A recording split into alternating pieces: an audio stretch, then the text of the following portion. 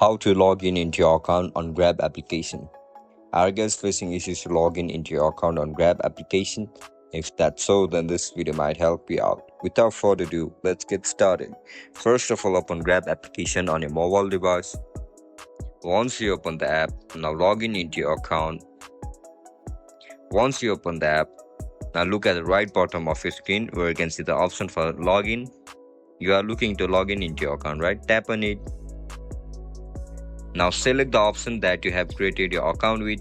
If you don't know how to create your account, then make sure to check out our guide on how to do it.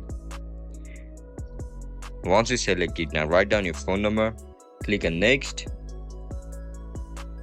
As soon as you click on next, Grab application will send you a verification code on your registered email or phone number. Write down your code. And that's it, guys.